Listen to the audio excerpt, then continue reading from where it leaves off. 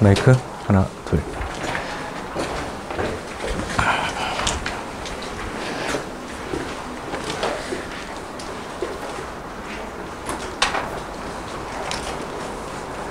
하나, 둘, 마이크 쏩니다.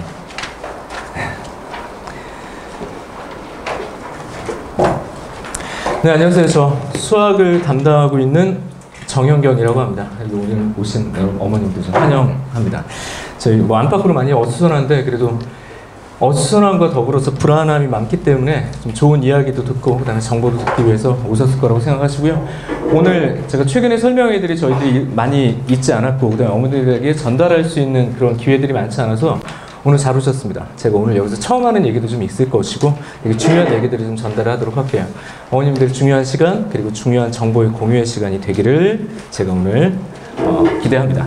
자, 우선 제 이름은 정현경이고요. 정현경. 그 다음에 일산 나다학원에서 수학을 강의하고 있습니다. 수학. 제가 오늘 프린트를 좀 여러 개 드렸는데 쌍곡선 프린트, 1주자 프린트, EBS 리빌드 프린트에서 지금 최근에 받으신 프린트 3개가 제가 어머님들에게 드린 프린트예요.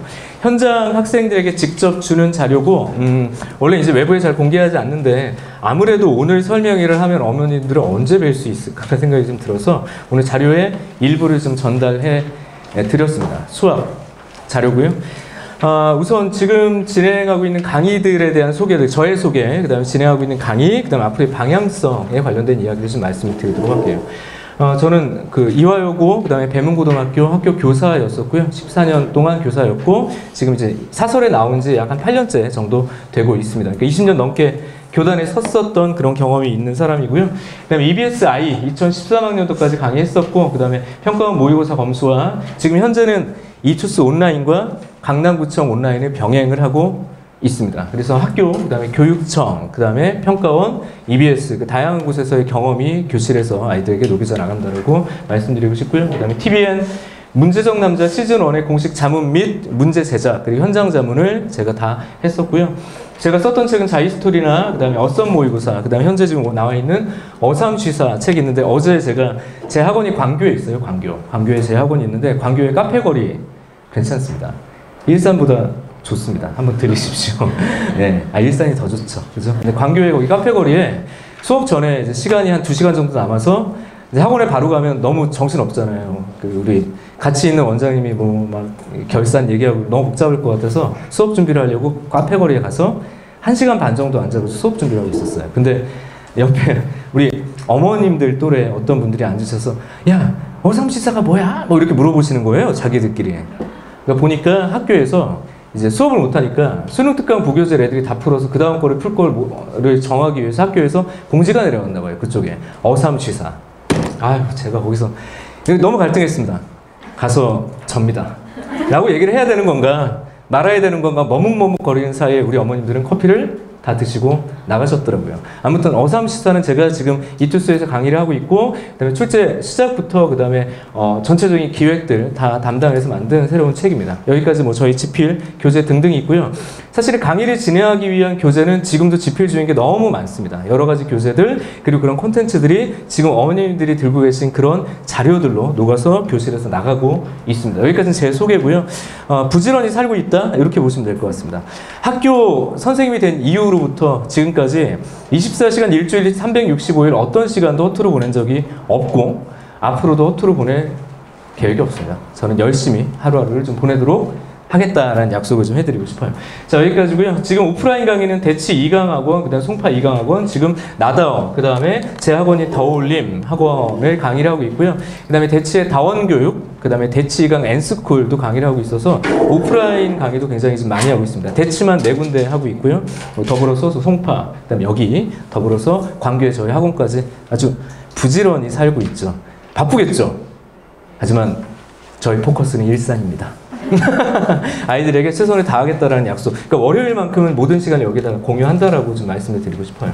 자, 우선 저희 오프라인 출강하고 말씀을 드렸고요. 제가 오늘 이 얘기를 좀 해보려고 합니다. 코로나 때문에 자, 어떻게 될 거다라는 함부로 제가 말씀을 오늘 드리지 못할 것 같아요. 왜냐하면 13일 계약도 문을 건너갔고 20일 계약도 미정인 상태고 21일 모의고사는 어떻게 될 건지 그 다음에 6월 18일 평가원이 어떤 방향으로 날짜를 조절할 건지 아니면 그냥 볼 건지 아니면 실시를 할 건지 전혀 알 수 없잖아요. 그러면 딱 하나만 기억하겠습니다.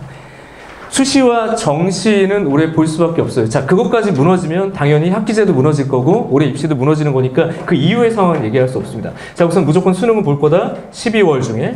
그 다음에 9월 중에 학생부 마감을 할 거고 수시는 무조건 볼 거다. 이렇게 기억을 하신다면 두 가지 기억하셔야 될 게 수시에 관련돼서 이제 되게 전문가, 제가 되게 존경하는 전문가들이 와서 말씀을 하실 거지만 기본 키워드는 어쨌든 3학년 자료들이 많이 보강되어 있는 상태가 아니니까 1, 2학년 위주로 진행될 수밖에 없다. 그렇다면 뒤집을 수 있는 기회가 없으니까 수시에서 유리하지 않았던 친구들은 정시까지 갈 계획을 세워야 된다까지 말씀을 드릴게요.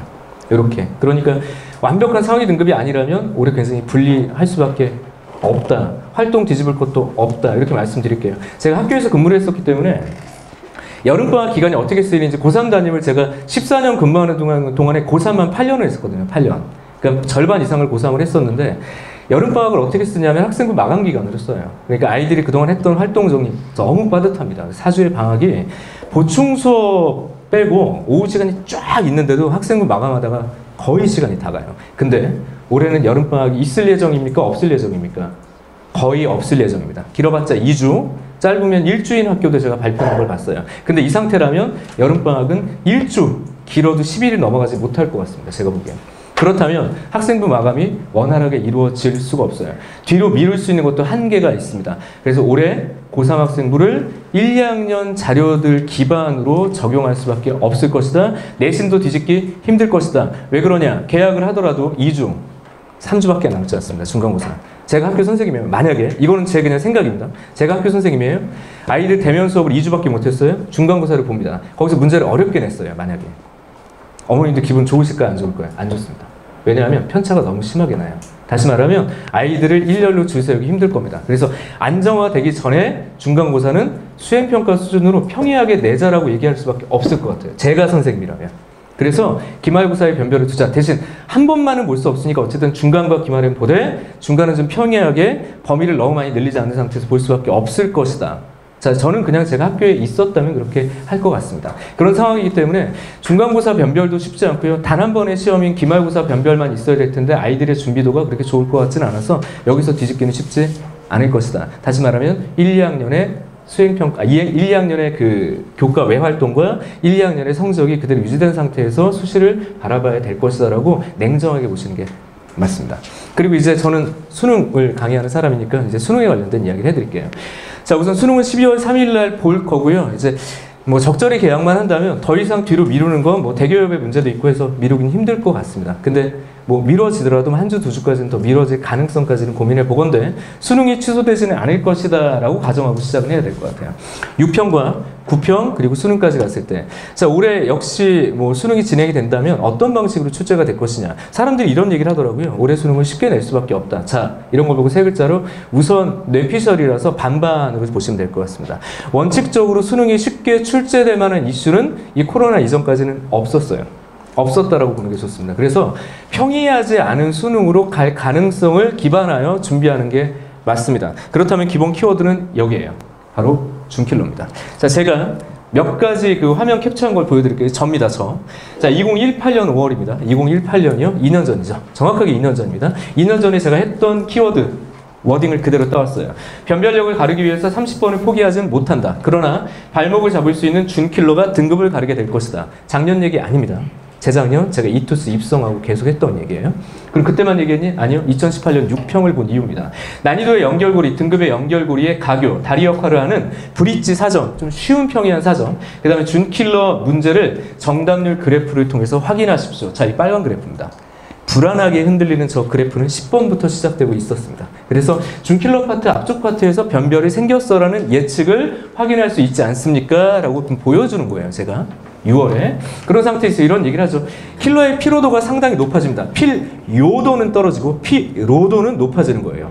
말장난입니다. 어쨌든 피로도가 높아져요. 상대적으로 그 중요성이 떨어진다. 다시 말하면 변별에 영향을 주지 못하는 건 이미 3년 전부터입니다. 몇 년 전이요? 2017년부터였고 저는 2018년에 이투스에 입성해서 계속 하고 있는 얘기라고 보시면 되는 거예요. 난 이미 그걸 보고 있고 이번 6평은 예측 그대로란다. 근데 2년 전 얘기입니다. 그래서 준킬러 사점 해결의 알고리즘이 되게 중요합니다. 라고 2018년에 하고 있는 얘기예요. 계속 그 얘기입니다. 7월에도 그 얘기하고 12월 얘들아 봐봐 11월 수능 봤니? 내 말이 맞지? 확인해줬어요.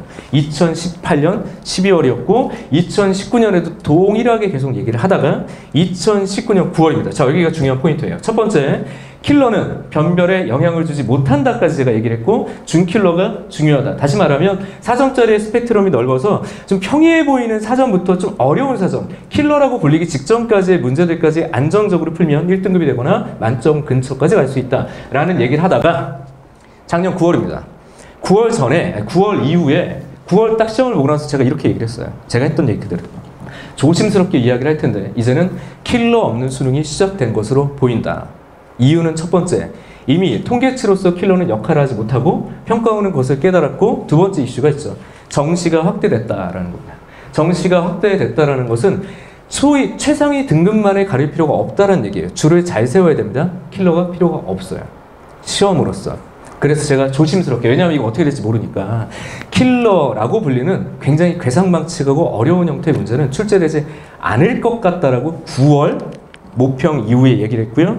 혹시 들으셨다면 아신다면 기억하신다면 이번 11월 수능은 소위 말하는 킬러 괴상망측한 아주 어려운 30분이 걸리는 킬러는 출제되지 않았습니다. 여기까지예요. 자, 제가 지금 왜 과거 얘기를 하냐면 단순히 눈앞에 있었던 몇 개의 시험을 가지고 제가 통계를 낸 것이 아니라 그건 데이터 분석을 계속 했었어요. 정답률, 아이들의 답지 반응률, 그 다음에 1등급 커트라인과 극간 사이의 관계부터 시작해서 제가 가르치는 아이들의 움직임까지 다 데이터 분석을 했더니 어떤 결과였냐? 바로 이 결과예요. 이제 평가원의 출제의 방향성은 완벽하게 준킬러입니다. 자, 따라해 보겠습니다. 준킬러. 근데 누구나 준킬러를 얘기를 하죠. 자, 저는 그걸 뒷북이라고 얘기를 합니다. 지금 와서 얘기하는 건 누구나 할 수 있는 거예요. 수능을 보고 나서 그게 아니라 사후 약방 의미 없습니다. 그 전에 미리 준비가 될 것이냐. 그렇다면 데이터 분석이 단연간 계속적으로 이루어졌던 거냐 아니면 몇몇의 키워드만 보고 뇌피셜로 던질 거냐 이게 중요한 것 같은데 저는 3년 전부터라고 말씀드렸습니다. 몇 년 전부터요?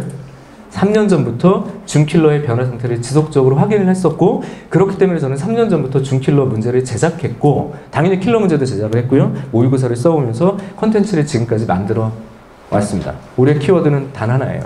누가 준킬러를 해결하느냐. 그럼 그게 그래 준킬러라는 얘기는 누구나 할 수 있는데 그럼 네가 하는 말대로 하면 이번 수능은 쉬운 거니? 아니요. 쉽지 않습니다. 킬러가 없어졌다고 해서 문제가 쉬운 게 아니에요.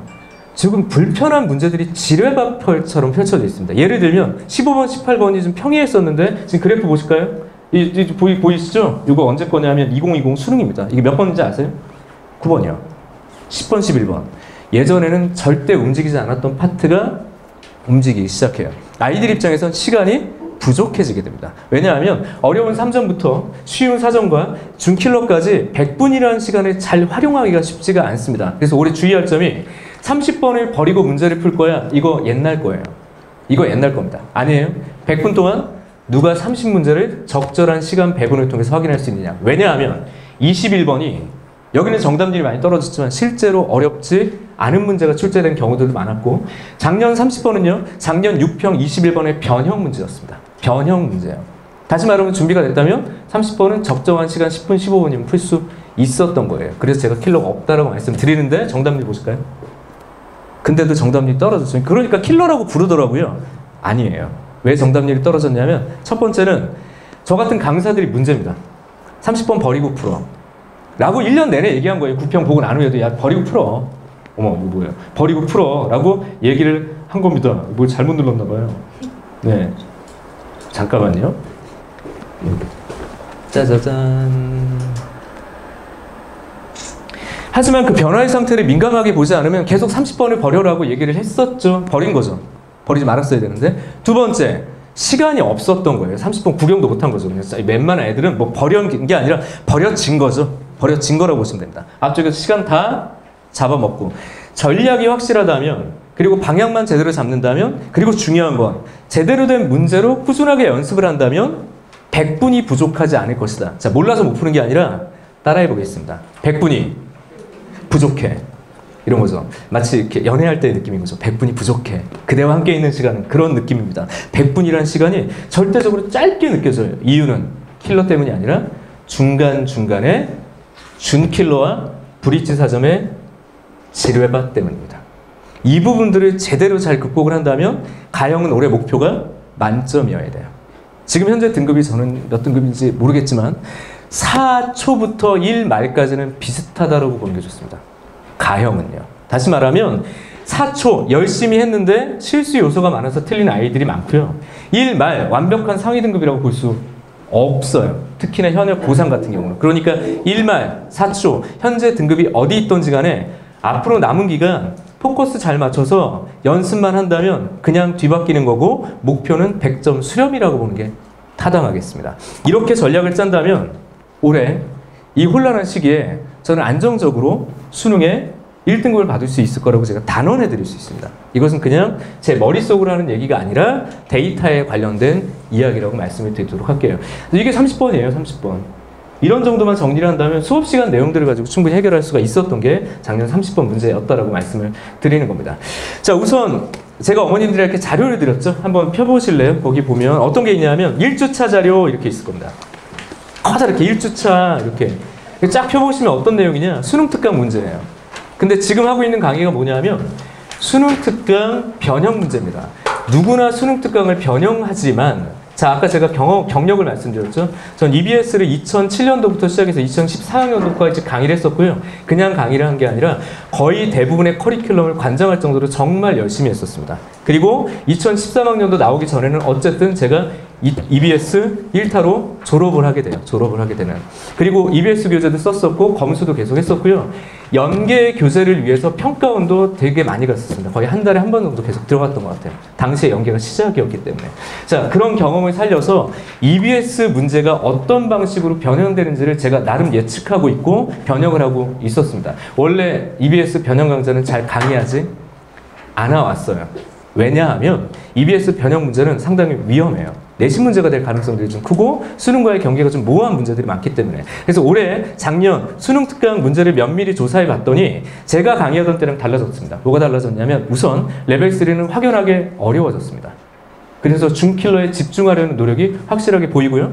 문제의 질이 과거보다 분명히 좋아졌습니다. 그래서 그 부분을 변형하기로 결정했고 나오자마자 저희 팀원들이 열심히 변형을 했는데 레벨 1, 2의 변형은 큰 의미가 없을 거라는 생각을 했어요. 왜? 혼자 풀 수 있고 EBS 강의가 요즘에 참 잘 되어 있습니다. 저희 후배들이 강의도 잘하고요. 시스템이 되게 좋아졌어요. 그러니까 쉽게 볼 수 있습니다. 하지만 레벨 3는요. 아무리 봐도 혼자 풀기는 불편한 것 같아요.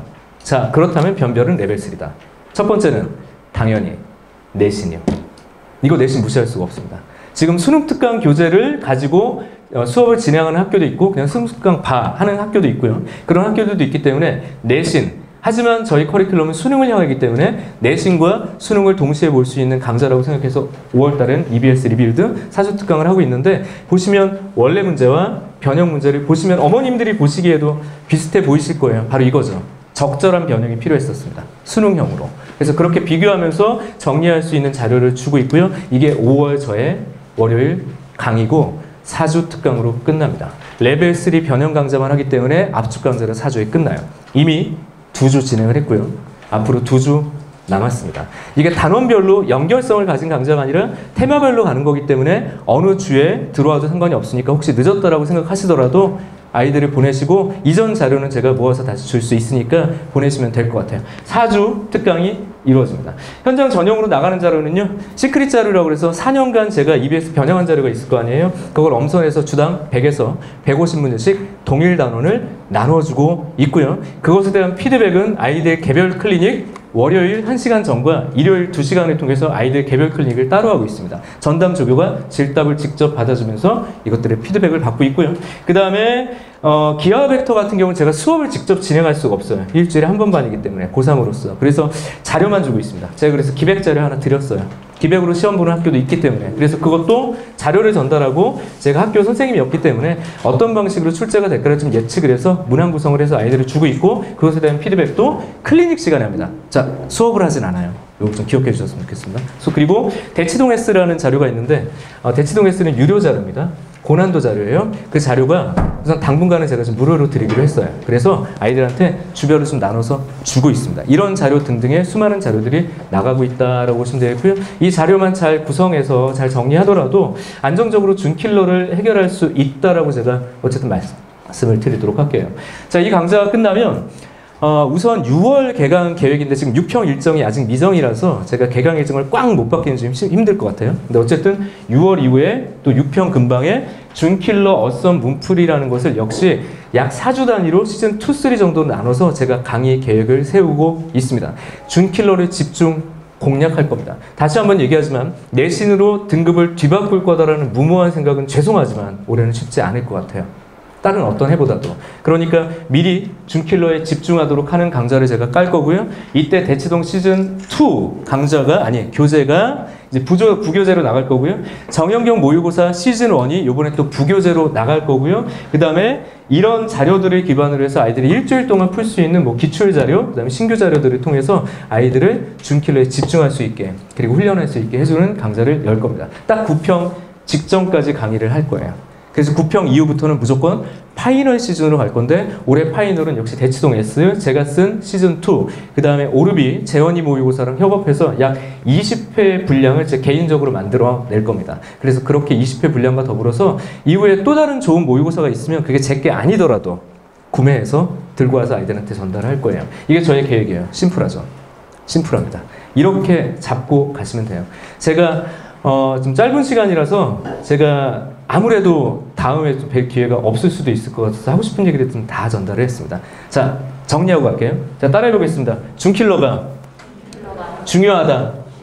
준킬러가 결정한다. 30번 버리지 않아야 한다. 라는 거고요. 4초부터 1마일까지는 그냥 뒤집히는 등급이니까 집중하지 않으면 그냥 수능에서 망가지거나 성공하거나 복불복이 될 수 있다. 이렇게 기억하시면 되고요. 그 다음에 지금 강좌는 무슨 강좌를 하고 있다고요? EBS 강좌, 내신과 수능을 병행하기 위한 레벨 3 변형 강좌를 4주 특강을 하고 있고, 이 강의가 종강하면 무슨 강좌 한다고요? 어썸 문풀 준킬러 강좌를 9평 직전까지 시즌을 나눠서 할 거다. 이렇게 기억하시면 됩니다. 당연히 9평 지나면 무슨 강좌라고요? 파이널 몇 회분이요? 최소 20회분 수업과 함께 전달될 거다. 기억하실 수 있으시겠죠? 됐죠? 알아듣기 편하시죠?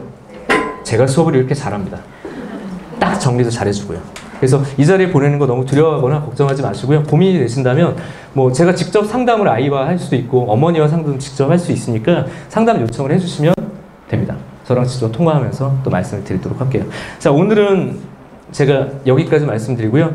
다음에 꼭 이 코로나가 진정돼서 또 이렇게 오프라인에서 제가 강의 또 설명회로 어머님들을 만날 수 있는 기회가 또 있었으면 좋겠다라는 간절한 바람을 하면서 오늘 이야기를 마무리 짓도록 하겠습니다. 오늘은 여기까지입니다. 이상 정현경이었습니다.